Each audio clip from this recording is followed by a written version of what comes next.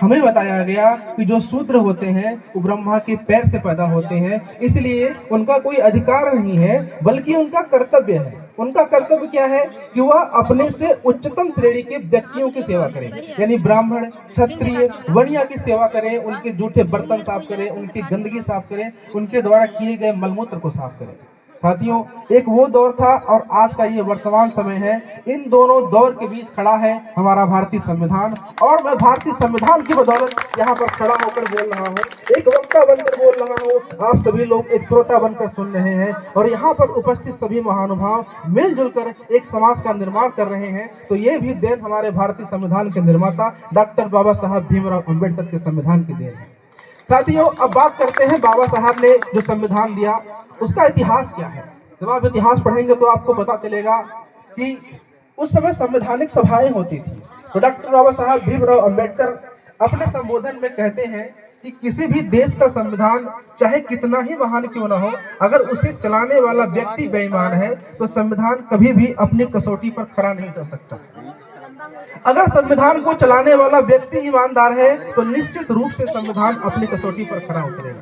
साथियों, एक संस्कृत में श्लोक है कि पृथिव्याम त्रीणि रत्नानि जलवन्नम सुभाषितम मूढ़े पाषाण खंडेषु रत्न संज्ञा विधीयते।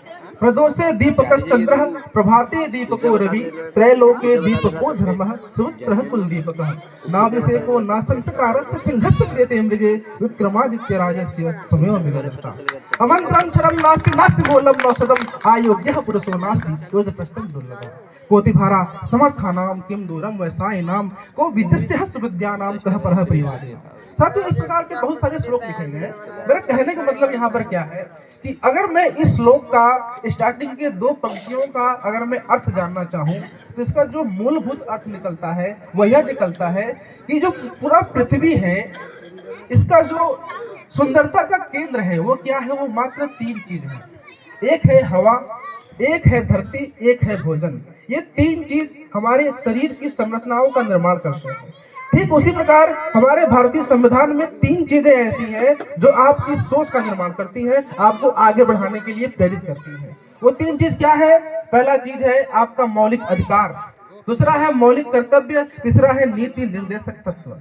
मैं आशा के साथ करता हूं, मैं दावे के साथ कहता हूं कि यहाँ पर उपस्थित जितने भी व्यक्ति हैं, अगर आप संविधान पढ़े होंगे तो आपको पता होगा, आप अगर निश्चित रूप से संविधान पढ़ते हैं, आप मौलिक अधिकार को पढ़ते हैं, नीति निर्देशक तत्वों को पढ़ते हैं, तो निश्चित रूप से आप एक संवैधानिक पद पर जा सकते हैं साथियों। क्योंकि संविधान में इतनी ताकत है, बाबा साहब ने हमें इतनी ताकत दिया है। अब बात करते हैं जब संविधान की नींव